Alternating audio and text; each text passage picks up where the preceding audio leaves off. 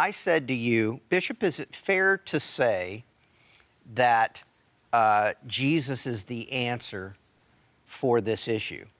The racial issues. Yeah. Okay.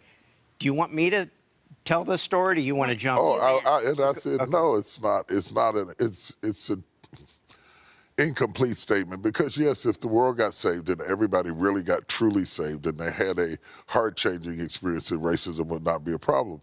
But the reality is the black community and minority communities cannot wait, and poor white communities cannot wait for the world to get saved to have justice. Got it. The boys in prison can't wait who are on death row. The young people, the young mothers who are incarcerated in prison cannot wait on conversion to hit the judicial system in order for them to have justice.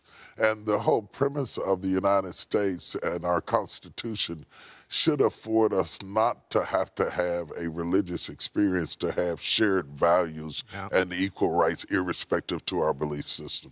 So let me make sure I understand something, because this is a super interesting point. If Jesus is the answer, and that is a true statement. Yes. In this circumstance, it's an incomplete one, because not everyone that's controlling the narrative of what's happening in the United States and the world are believers. Absolutely. Okay? They disregard God. They disregard the things of faith.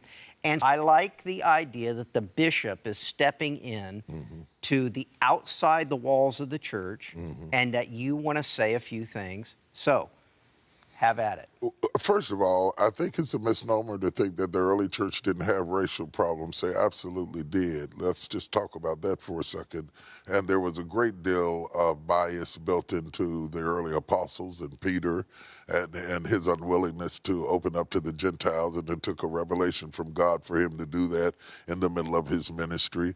There was dispute between the Samaritans and the Jews back to the time of Jesus, when the woman at the well said, "We have no dealing, your people have no dealings with my people." And the whole reason that Jesus tells the story about the Good Samaritan is to force the Jewish lawyer to accept a group of people that were alienated from the sociological constructs of what went on in Israel. So this is not new. This goes all the way back to Cain and Abel. We have been fighting about something ever since humanity began. So religion is not exempt from it. And also, I must admit that religion is complicit in the black and white aspect of it. There are many disputes all over the world, but when it comes to the black and white issue in America, religion has been complicit and doesn't like to admit that. Our missionaries were our masters. So the same people who taught us about Jesus beat us and cut our foot off and hung us and castrated us. So that creates a very odd scenario. When you look at the slave Bibles, early slave Bibles, in their own museums up at the National Institute for African Americans in New York, redacted out of the Bible was the stories about Moses. Redacted out of the Bible were the stories about neither bond nor free, all one in Christ Jesus. They gave the slaves things, partial Bibles with things like slave, obey your masters. That's a part of the story. When you look at the fact that Southern Baptist Church just in the last 10 years apologized for their role in slavery. When you look at the fact that the early slave castles in like Elmina in Ghana have churches above them, and the women were being raped beneath them. Religion can't just walk away and say, we don't have an obligation or responsibility to be involved in correcting this problem, because we influence even secular ideas about culture and morality in the most interesting way. But I think a deeper point is this.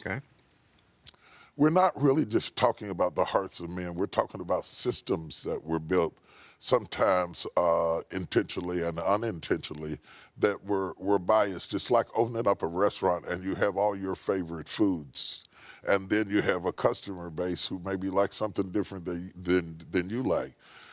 When it comes into privilege, when you design the country and you design the system and you design the criminal justice system and you design those sorts of things, you design them in such a way that the system is geared against us.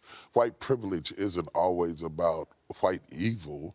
It's as simple as my iPhone. I use this illustration. My iPhone has a image recognizer.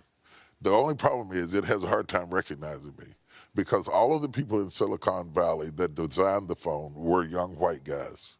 So the phone recognizes, and that you can Google this and find this out. The phone does not recognize minorities, not only blacks, but browns and Asians. It doesn't recognize the face as easily because the system is designed for white people. Okay, take that from the phone, which has no heart, has no emotions, has no prejudice, just programming, and put it over in the criminal justice system. And you start to see the inequities where we commit the same crime. I'm 7 times more likely to be incarcerated than you. There's an economic factor in there too. It's not just racial. It's also court-appointed attorneys. It's also bias in the system between the police officers and the DA, and how our political system has worked. Both Democrats and Republicans have made office over, if you think back over the last 20 years, on being tough on crime, all the way back to the Reagan era on up. The Clintons, everybody has used it. I'm going to be tough on crime. They got elected. Well, tough on crime was code for tough on us. And so when you look at that kind of situation, it's not as simple as the Romans rogue and giving them John 3:16 and the world's going to sing Kumbaya and we're all going to wash each other's feet and we're going to be fine. I don't need my feet washed. I need equal housing, equal jobs. Right. I wash my own feet. You know, I don't need all of that stuff going on. I need a pathway out of a criminal justice system that has not corrected itself. The laws have changed and people are still in jail for things that are no longer illegal. Some people are in jail for years waiting on trials through plea bargain agreements. Those sorts of things that we know to be wrong, that both Democrats and Republicans agree to be wrong, yet we have not been reticent or readily focused on fixing them because we don't fix well things that don't affect us.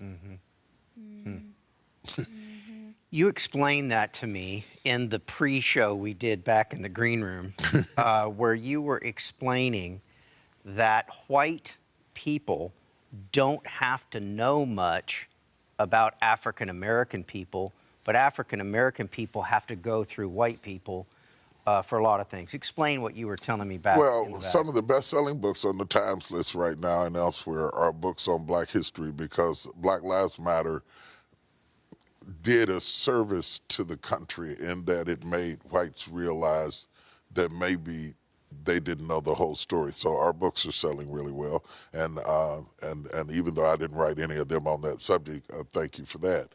The point being that you can get a PhD and have the option not to go into South Dallas, learn anything about black culture, go to a black church, read a black magazine, read a black book, and may not have a black professor all the way to a PhD program. I can't get a GED without understanding you. I can't go through school. I have to go through whites to go to the bank. I have to go through whites when I'm getting ready to buy a car. I have to go through whites when I was in early school system. I went to school with 95% white kids. I have to learn how to like your music. I have to learn how to dress the way you dress. I have always had to assimilate, not just integrate. I had to assimilate in order to be appropriate in certain settings. So there's a disadvantage when you write the books you read. Then your truth about what happened in this country is based. People never write a book where they're not the hero. You know, why would you do that? Why would you write a book that made you look bad? So anytime you write the books you read, whether you're black, white, or brown, you're always a hero. It's like talking to a married couple. When you talk to her, she's always good.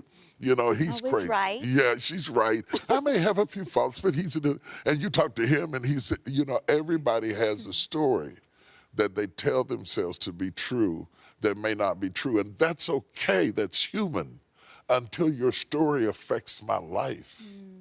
When your story affects my job and it affects me being able to be there for my children, when your story says, this is America. Oprah Winfrey's doing good, T.D. Jakes is doing good, and you can name 4 or 5 people who are doing good, never realizing the fact that you can name us out of 40 million people says we're not doing that good. Try to name all the white people that are doing well.